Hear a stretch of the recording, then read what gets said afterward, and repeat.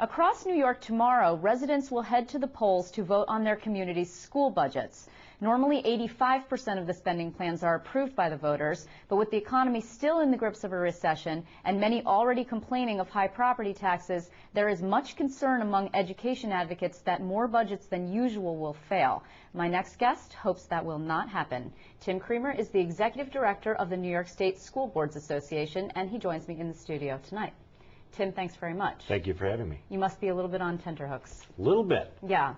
So 700, more or less, school budgets up tomorrow. Correct. Your prognosis, or your prediction, rather? We've been keeping track since 1969. 83% of them have passed on average since 1969. Last year, best year ever, 97.5%. So, best guess, 83%. Okay, you're awfully optimistic. Yes. Last year, though, it was a recession. We were already in the grips of a bad economy. Why last year this amazing turnout and passage rate, and this year you're concerned? Last year we had an enormous influx of federal aid. The stimulus package came to the rescue. Right.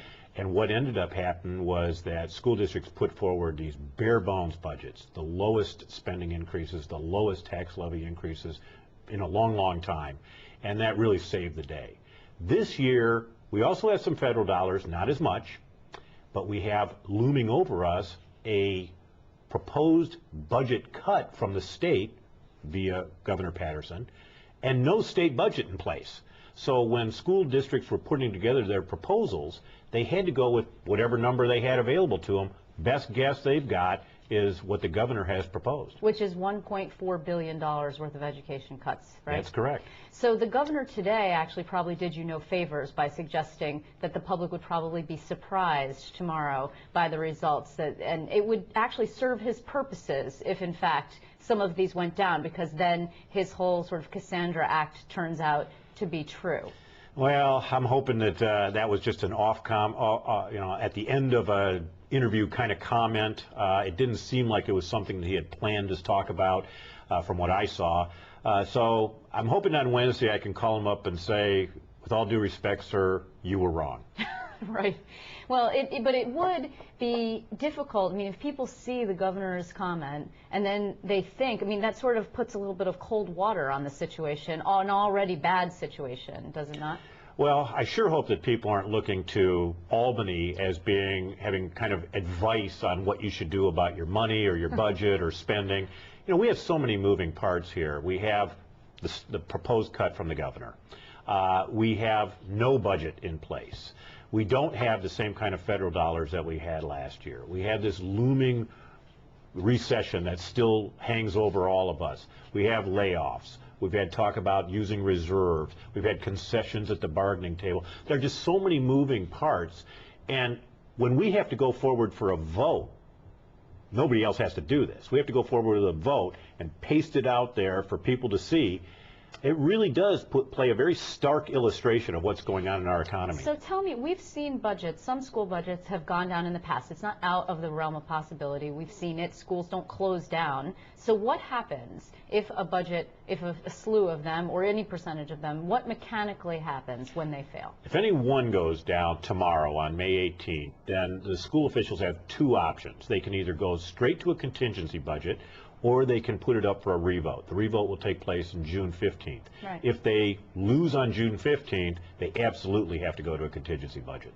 So you're expecting then tomorrow that if that happens, those would subsequently, what's the percentage of the votes that actually get redone? In other words, who chooses one route over the other?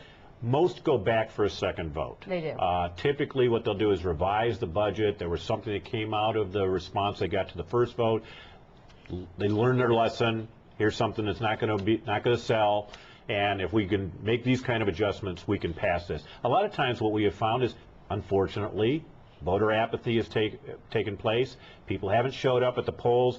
Right. The vote goes down, and all of a sudden, people who are supporters go, "Oh, well, what was I thinking? I should have went and voted." What is the average turnout actually? Probably less than 10%. Wow, that's low. Yeah, it's low. Because in a primary, I mean, it's higher than that, although still not so great. I don't understand it. I've been doing this for years and years. I don't understand it. Here you are talking about the opportunity to vote on a budget that's going to have a major impact on probably 60 to 70% of your property taxes. It's on public education and what it means for your community, which has a big impact on the value of your real estate. And you also have the opportunity to vote for people who are going to represent you in making some very difficult decisions. I don't know why you wouldn't turn out. So this is actually being seen as a potential harbinger, a bellwether, if you will, for what might happen for lawmakers. It's taking the temperature of the voters who supposedly are very anti-incumbent this year.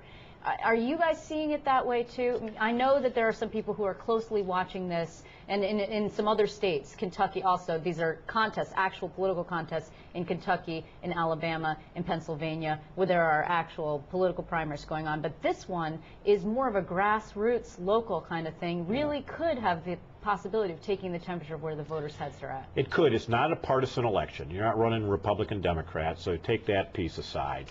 But you are running challenger incumbent.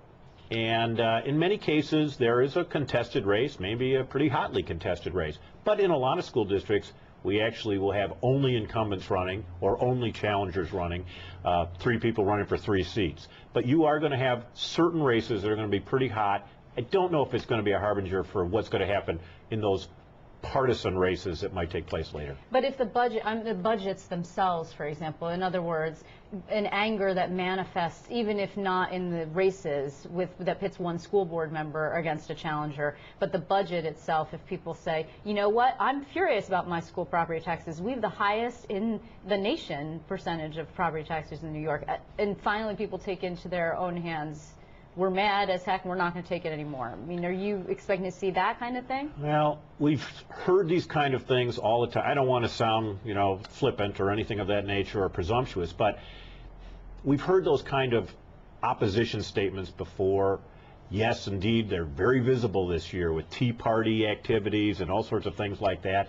And I have seen some organized opposition out there, but typically opposition to school budgets isn't very well organized. It's kind of here or there, it's kind of fringe, and it's people who are well-meaning, who are sincere in their opposition, but they're not very organized in their opposition. School supporters tend to be a little better organized, thankfully. Are you looking at any particular area